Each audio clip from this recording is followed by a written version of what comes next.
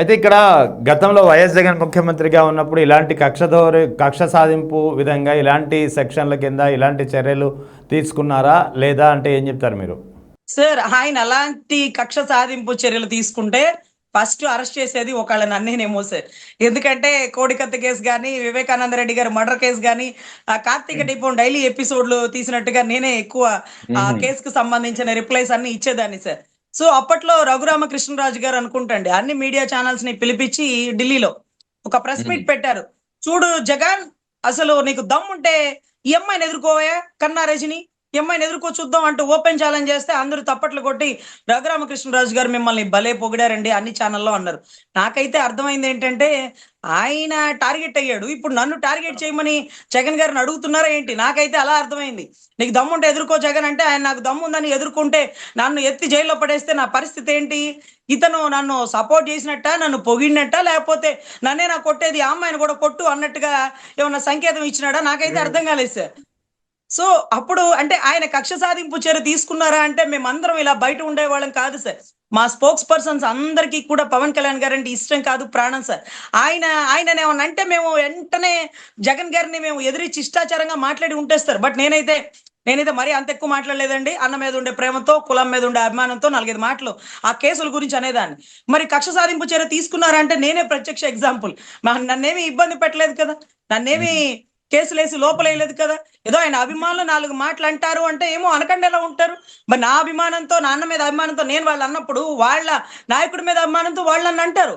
అక్కడ ఆ నాయకుడు నన్ను ఇబ్బంది పెట్టింది లేదు, నేను పర్సనల్ గా ఇబ్బంది పడింది లేదు. సో ఇటువంటివి వృధా ప్రయాసాలండి, పిచ్చుకల మీద బ్రహ్మాస్త్రాలు. ఆయన టార్గెట్ ఎప్పుడు అచ్చెన్నాయుడు గారో, కొల్లు రవీంద్ర గారో, అయ్యన్న పాత్రుడు గారు ఆక్రమించినటువంటి భూములో ఇలాగే ఉండేది. సూటిగా కొడితే గోలే కొడతాడండి. అంతేగాని చుట్టుపక్కల మధ్యలో అడ్డం వచ్చారు కదా అని ఎవరిని ఇబ్బంది పెట్టడండి, వెయిట్ చేస్తాడు. అదును చూసి సమయాన్ని పదునుగా వాడతాడే కానీ ఈ మధ్యలో ఉన్న వాళ్ళని టార్గెట్ ఎప్పుడు చేయరండి. సో దానివల్ల అతనికి మాకు పర్సనల్ గడ్జే ఉందయ్యా, నువ్వు 4 మాటలు అంటావు, వాళ్ళతో 40 మాటలు అనిపించుకుంటావు, నేను అన్నప్పుడు మేము ఎందుకు కామ్గా ఉండాలని మేము 100 మాటలు వాళ్ళని అంటాం. ఇది తప్ప జగన్ రెడ్డి గారితో మాకేమైనా శత్రుత్వం ఉందా?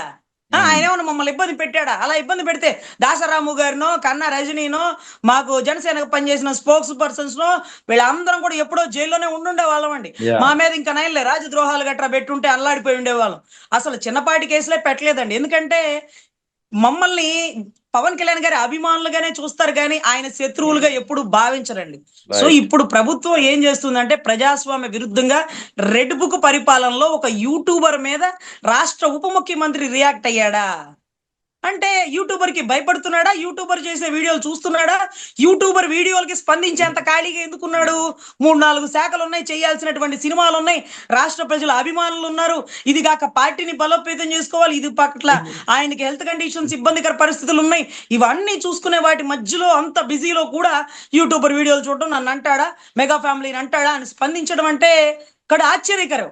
అంటే పిచ్చుకల మీద బ్రహ్మాస్త్రాలు వాడుతున్నట్టే కానీ మీరు గమనిస్తే అది ఇప్పటికిప్పుడు బిగినైంది కాదండి. ప్రభుత్వం మారిన వెంటనే ఫేస్బుక్ లో పోస్టులు పెట్టిన వ్యక్తులను కూడా ఈడ్చుకొచ్చి కుళ్ళబుడి చేస్తున్నారు. ఇది ఎవరికీ తెలియనటువంటి విషయం. దీనికి నేనే ప్రత్యక్ష సాక్ష్యం. అద్దంకికి సంబంధించిన ఒక వ్యక్తి యూట్యూబర్ లో 30,000 మంది పైచులకు ఆడబిడ్డలు తప్పిపోయారు, నువ్వు ఎత్తకరారా, అది రారా, ఇది రానా నా 4 మాటలు అంటూ ముందు లకారంతో ఒక పదాన్ని వాడాడు. సో వాడాడు కానీ 11:45కు వాడాడు, ఫేస్బుక్ లో పోస్ట్ పెట్టాడు. అతన్ని ఎత్తకొచ్చి కుమ్మే పరిస్థితుల్లో అతనితో పాటు చాలా మందిని కొట్టి తిట్టి అరెస్టులు చేసిన పరిస్థితి ఉంది. కానీ అతనికి మాత్రం సపోర్ట్ గా నేనే వెళ్ళి సార్ అతను మాట్లాడింది తప్పే, కానీ అతను అడిగిన ప్రశ్న కరెక్ట్, అడిగిన విధానం తప్పు, ఆ లకారంతో వాడి ఉండకుండా ఉండాల్సింది. అతను వైసీపీ కాదు సార్, అతను పుష్ప 2 అంటే అల్లు అర్జున్ అభిమాని. అప్పుడు పవన్ కళ్యాణ్ గారికి అల్లు అర్జున్ కి కొన్ని విభేదాలు రావడం వల్ల ఇతను పవన్ కళ్యాణ్ గారిని తక్కువ చేసి మాట్లాడుతున్నాడే కానీ వైసీపీ వ్యక్తి అయితే కాదు సార్ అంటూ ఆ నున్న సీఏ అండి, ఎవడేంటి నున్న సీఏ గారిని అడిగితే ఏంటి రజనీ గారు మీ అన్ననంటే మీరు ఊరుకుంటారా అంటే అన్ననంటే ఊరుకోను కానీ పిచ్చుకల మీద ఎందుకు సార్ బ్రహ్మాస్త్రాలు? అన్నని ఎవరన్నా ఎమ్మెల్యే అన్నా, మినిస్టర్ అన్నా నేను పోట్లాడతా, అన్నని గత ముఖ్యమంత్రి అన్నా నేను మాట్లాడతా. కానీ పిల్లలు సార్ 20-21 పిల్లలు, 7 ఏళ్ల పిల్లలు, అందులో అర్ధరాత్రి 11:45 కంటే తాగి ఎక్కువే అని ఉంటాడు, తప్పే.